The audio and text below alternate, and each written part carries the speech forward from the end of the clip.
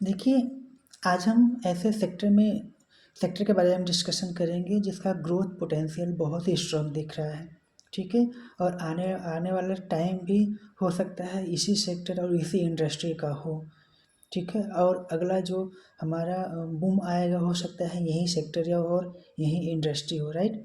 तो ठीक है, उससे पहले हम अपना फिन एजुकेशन विद संतोष में राष्ट्रीय और अंतर्राष्ट्रीय खबरों का हमारे शेयर मार्केट और निफ्टी पे क्या प्रभाव है उसका हम डिस्कशन करते हैं। तो उसके डिस्कशन से पहले हम अपने बाजार के ऊपर थोड़ा डिस्कशन करेंगे।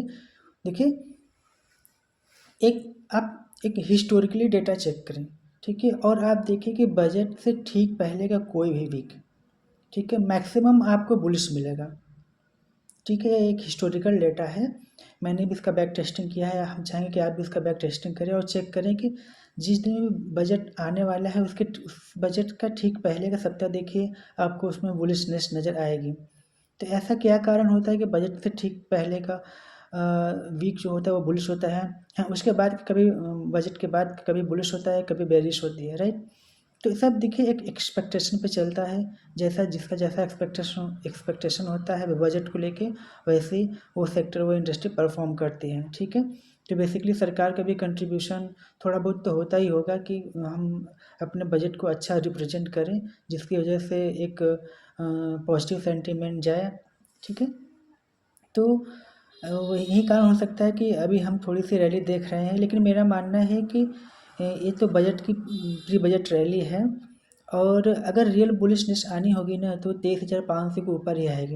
यदि 23,500 के ऊपर मार्केट सस्टेन करता है तभी हमको एक बुलिशनेस कि हम सोच सकते हैं कि शायद अब मार्केट में थोड़ी मूवमेंट, थोड़ी हलचल हो सकती है, राइट? और आज देखिए, आज तो लगभग सारे सेक्टर ऊपर रखे गए थे, सिर्फ बैंकिंग में थोड़ी बहुत और आईटी में थोड़ी बहुत ठंडापन था, बाकी तो सारे सेक्टर अच्छे कर रहे थे। और सबसे अच्छा भागा था आज हमारा ऑयल एंड नेचुरल गैस, क्योंकि ऐसा एक्सपेक्टेशन है, ऐसा बातें चल रही हैं कि हो सकता है हमारा थोड़ा पेट्रोल और डीजल की जो कॉस्ट है थोड़ी कम हो सके, क्योंकि हो सकता है सेंट्रल गवर्नमेंट उस पर अपना जो टैक्स है, ठीक है, उसको थोड़ा कम करें। यदि ऐसा होगा तो इसका कंजम्पशन बढ़ सकता है और ये इस जो कंपनियाँ इनको प्रोड्यूस करती हैं उन ऑयल एंड नेचुरल गैस की कंपनियों को थोड़ा फ़ायदा होगा, इसकी वजह से ये थोड़े ऊपर दिख रहे थे हमको, ठीक है? तो ये तो हो गई हमारे बाज़ार की बातें और overall mid cap small cap में थोड़ी बहुत रिकवरी हमें देखने को मिली है। अब यह रिकवरी क्या कब तक चलेगी देखने वाली बात होगी, ठीक है? वहीं यदि हम देखें अपना तो हुंडई ने अपना क्वार्टर 3 का जो उसका रिज़ल्ट आया था वो रिज़ल्ट्स उतने अच्छे नहीं थे, ठीक है? सैक्रिफाइस सॉरी वो मतलब उस रिज़ल्ट को कोई बहुत गर्माहट नहीं थी उस रिज़ल्ट में, ठीक है? तो इसका उन्होंने जो रीज़न दिया है वो ये दिया है कि जो हमारा रेड सी में क्राइसिस चल रहा था और मिडल ईस्ट में क्राइसिस चल रहा था, क्योंकि इनका मैक्सिमम जो एक्सपोर्ट्स होता है हुंडई इंडिया का वो इन्हीं सब रूट से होते हुए मिडल ईस्ट में जाता है कि मैक्सिमम इनके एक्सपोर्ट्स मिडल ईस्ट में होते हैं। तो वहाँ पे जो टेंशन चल रहा था, इजराइल ईरान का वॉर चल रहा था, ये सब को लेके, जिसकी वजह से इनकी थोड़ी जो सेल्स है वो डाउन हुई है और इनका नेट प्रॉफिट भी थोड़ा बहुत प्रॉब्लम में आया है, ठीक है? तो अभी हमने जो वीडियो के शुरू में बोला था कि हम जिस सेक्टर की बात करेंगे वो बहुत ही इम्पोर्टेंट सेक्टर होने वाला है। तो देखिए, अभी हमारा ऑटो एक्सपो चल रहा है, राइट? और उस ऑटो एक्सपो में टोयोटो ने अपनी जो कारें लगाई हैं उसमें, ठीक है, फॉर द अपने उस कारों को जो पूरी प्रदर्शनी में लगाई है, ठीक है?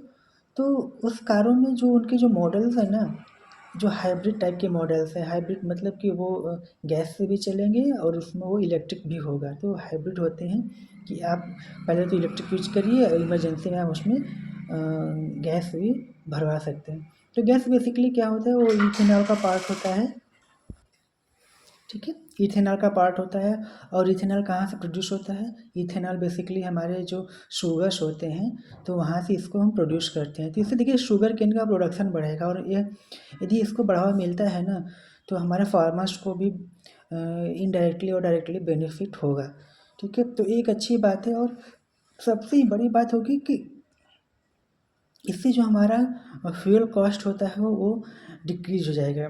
जैसा माना जाता है कि इससे लगभग 55,000 करोड़ की हमको सालाना बचत होगी यदि हम इलेक्ट्रिक व्हीकल्स यूज करते हैं तो इस देश के लिए, इस कंट्री के लिए अच्छी बात होगी। लेकिन एक और इम्पोर्टेंट चीज़ ये है कि यदि हम अमेरिका को देखें तो ट्रम्प बोल रहे हैं कि हमको कोई रिन्यूएबल एनर्जी नहीं चाहिए, ठीक है। वो टोटली फोकस्ड हैं किस पे, फॉसिल ऑयल पे, पेट्रोल डीजल पे ही टोटली फोकस्ड हैं और इसी पर जोर दे रहे हैं। जबकि इंडिया इंडिया उनके थोड़ा सा ऑफ रूट चल रहा है, ठीक है। इंडिया बोल रहा है कि नहीं, हमको ग्रीन एनर्जी, रिन्यूएबल एनर्जी, ये सब पे हमको फोकस करना होगा, ठीक है। तो दोनों के अपने अपने पैरामीटर्स है जज करने के लिए, दोनों के जियो पॉलिटिकल सिचुएशंस अलग है और दोनों के बहुत सारी डिफरेंट टाइप्स ऑफ की चीज़ें और जो डिपेंड करते हैं। तो इसका मतलब एक साफ साफ है कि जो हमारी गवर्नमेंट है इसका फोकस इथेनॉल और शुगर केन की जैसे इंडस्ट्री पे पड़ सकता है।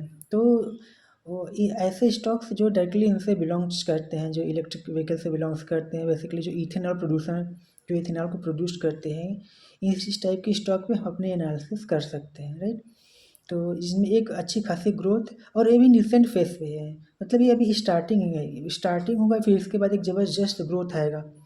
तो जब ये निसेंट फेस पे है तो ये तो एक और अच्छी अपॉर्चुनिटी हो गई कि हम इस पर अपनी फोकस करें और उस पर अपनी एक एनालिसिस करें, राइट। तो और एक बात और हम बताना चाहेंगे कि देखिए अभी जो बजट के वजह से तो मार्केट को ऊपर दिखाया गया है, लेकिन इसके एक और प्रॉब्लम ये हो सकता है कि इस समय इंडिया विक्स जो है ना वो बहुत हाई चल रहा है, और इंडिया विक्स जब हाई होता है तो पोर्टफोलियो को मैनेज करने के लिए जो हेजिंग कॉस्ट होती है वो काफ़ी ज़्यादा बढ़ जाती है। तो इसका भी एक अपना नेगेटिव इम्पैक्ट होता है कि जिसकी वजह से प्रीमियम्स बहुत हाई होते हैं और अपने पोर्टफोलियो को हेज करने में इन्वेस्टर्स को प्रॉब्लम होती है, ठीक है। तो अपना अपना अपना प्रॉब्लम होता है, ठीक है। इवेंचुअली मार्केट यदि ऊपर ही जाए तो अच्छा है, राइट। और ठीक है, और कुछ ऐसा खास तो अभी चल नहीं रहा है। बाकी अ, ऐसा कुछ होगा तो हम ज़रूर उसको अपडेट करेंगे, राइट। और अभी बजट में एक ऐसा और एक्सपेक्टेशंस है लोगों का कि या डिमांड बोले कि लोग बोल रहे हैं कि जो बैंकिंग पे हमारी सेविंग अकाउंट पे इंटरेस्ट आता है उसको बढ़ा के 6% किया जाए।